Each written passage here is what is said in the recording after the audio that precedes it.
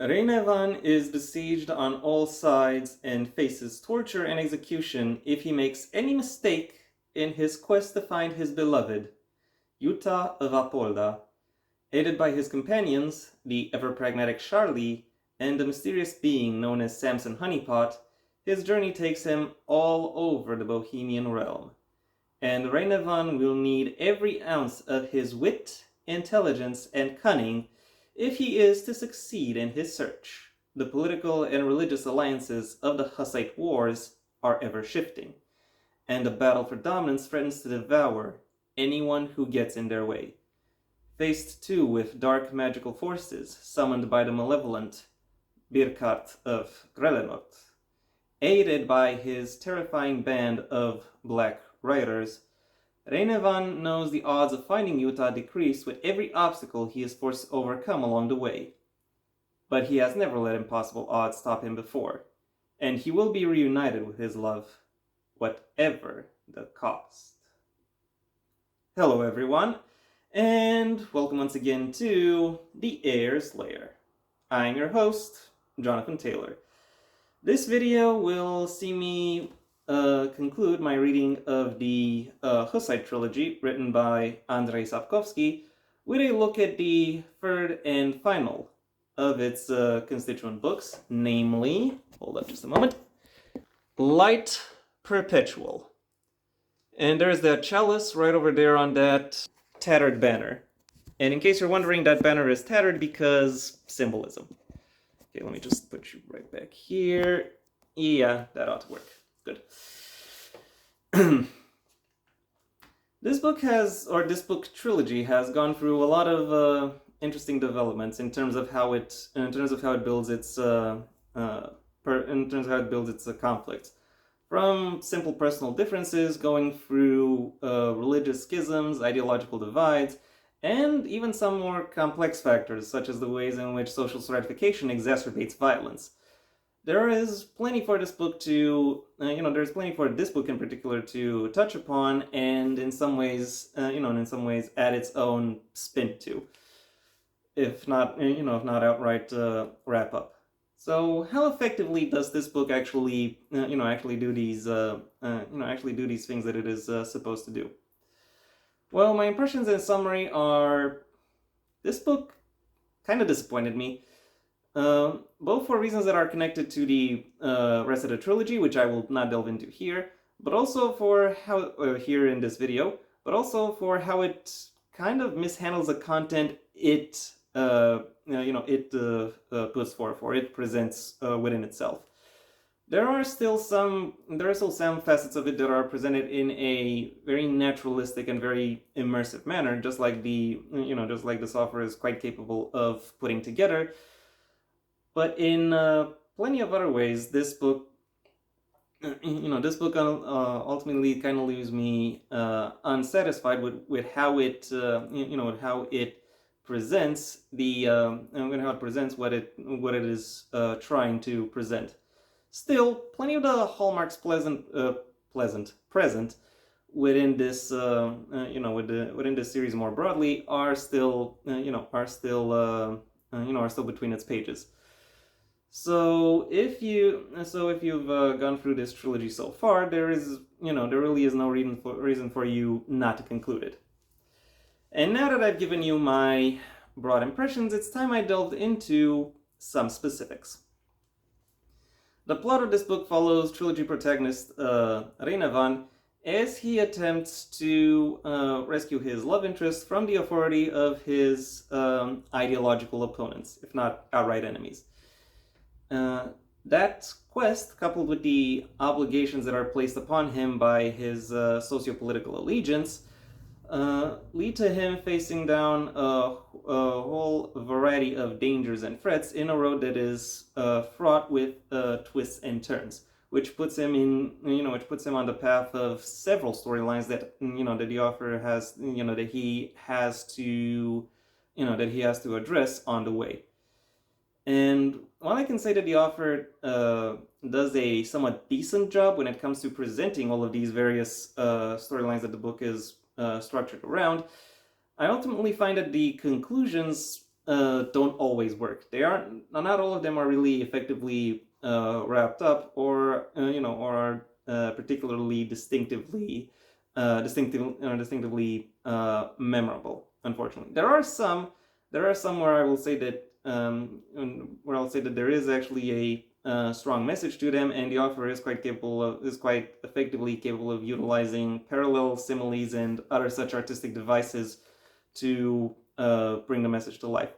But with plenty of others, I do not find I either do not find a message to be delivered, nor do I find the message intended to actually to actually work, to actually be to actually be an effective message, effective presentation. And then there are the times where the message is truly screwed up, and it very much and it very much harms the legacy that this book is really trying to present, so to speak. Sapkowski has always been an anti-war author. However, in this book in particular, that anti-war tendency turns to straight up nihilism by saying that any time someone picks up arms for the sake of a goal, that goal always is always perverted, or the people who fight for it always end up getting destroyed by the fight. Which, while that statement may contain an element of truth, the ways in which it is used within this book I ultimately do not find them to be interesting or meaningfully presented. Now, some could argue that this book is still historical fiction, so he was working within a historical context that he wanted to keep. However, and I am loath to use this example in particular, this author in particular has already touched upon a very personal main story that is surrounded by the narrative of a larger ongoing conflict, namely the Witcher trilogy, the Witcher series, which I have right over there. And really, the best books in this series are the ones that are effectively capable of showcasing both that larger scale development and how that larger scale development impacts the smaller, more personal main story that the books are built around. This is something that he could have done here as well, but for whatever reason, I think he simply didn't have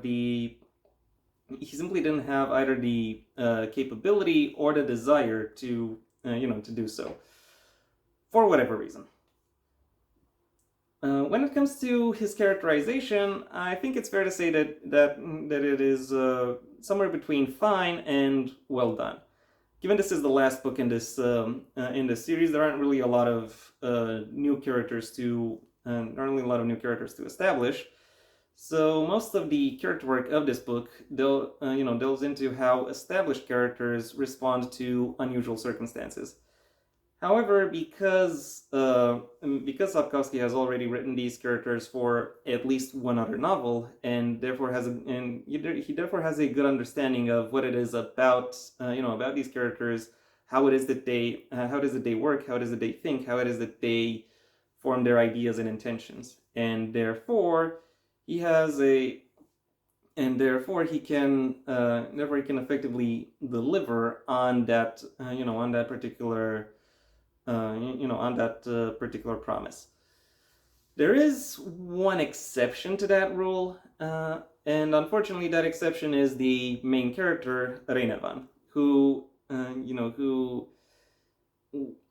had some growth potential highlighted within the previous book, only for that growth potential to really fall through in this one, where and it is really showcased that he has no intellectual moderation whatsoever. He just goes from passion to passion, from ideal to ideal, from pet project to pet project, and all the while being chided by what I can only assume is the author avatar, which in turn means that one of the main narrative through lines of this trilogy is offer Avatar, chides offer OC.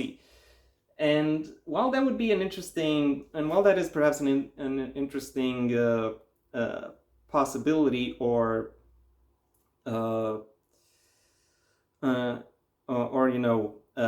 template archetype for for shipping purposes, when it comes to reading through this through this piece of action adventure historical fiction, it that particular dimension, that particular aspect to it, unfortunately doesn't make for unfortunately I'll say harms the overall impact that this series could have had, and that this book in particular could have had. The world building is also quite well done. The offer is, as I've already said to some extent, quite capable of portraying inserting readers within this within this world, and really showcasing the various impressions and various elements that this world has to offer for the for both characters and and readers to delve into. Unfortunately, that presentation is marred by some issues.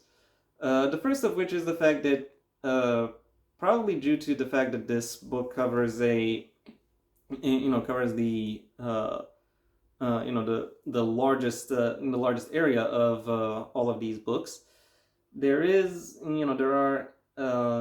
there is a little bit, the various locations that this book presents are quite a bit more muddled than they have been in in previous books, which in turn really makes the general presentation come across as less engaging, less interesting than it could otherwise have been.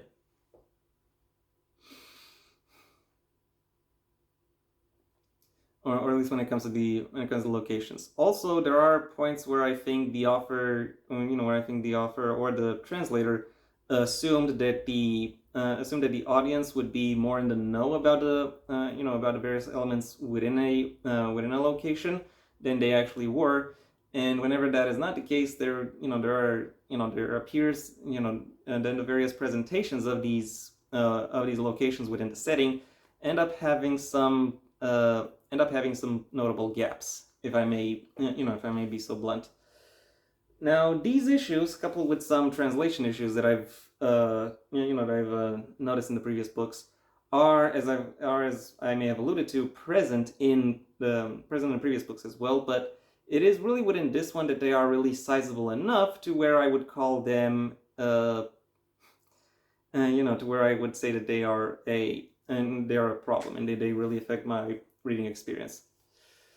Overall, while this book still has plenty of interesting aspects to it, and it still has a strong and engaging presentation that allows those elements to these elements to come to the attention of the audience.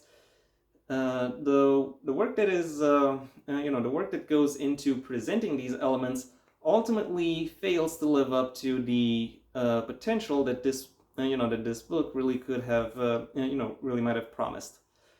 My final rating for Like Perpetual is a 3 out of 5. And that was my review. Thank you for your attention. If you enjoyed it, well then please like the video, maybe even share it wherever you think other people will also like the video. If there is anything you'd like to add, either to the book itself or to my review of it, that is what the comment section is for. And if you want to see when my next video gets released, well then please subscribe. And ideally also ring the bell or do whatever else YouTube will ask of you in order to keep you notified. My books, the first of my own Heir to the Empire series, The Next Generation and The Path Not Taken, are available at various book retailers under their respective master links in the description down below. Right past my social media links, which I would suggest you check out should you choose to. And given I'm trying to get my third book released, I might just have some updates on that in my social media. So by the time you see this video, you might have more of a reason to check out those pages. Additionally, I also have a second channel where you can hear me talking about whatever crosses my mind. Though it'll typically be related to topics outside of the print medium. So if knowing anything about that makes you curious, then you can go ahead and check it out. If, however, you want to hear more about my thoughts on the print medium and selected works therein, well then I suggest you stay on this channel and go through my extensive backlog, where aside from an embarrassment of riches when it comes to book reviews, I also do book rewriting videos, writing advice videos, and videos on other miscellaneous connected topics. So if that sounds like it could be of interest to you, then I suggest you go ahead and check it out. If, however, none of what I've said has caught your attention, well then I suggest you go ahead and do whatever you want the rest of your day, because it is your day after all. And yeah, that was it from me. So until next time, I'm Jonathan Taylor, and this has been the Heir's Lair.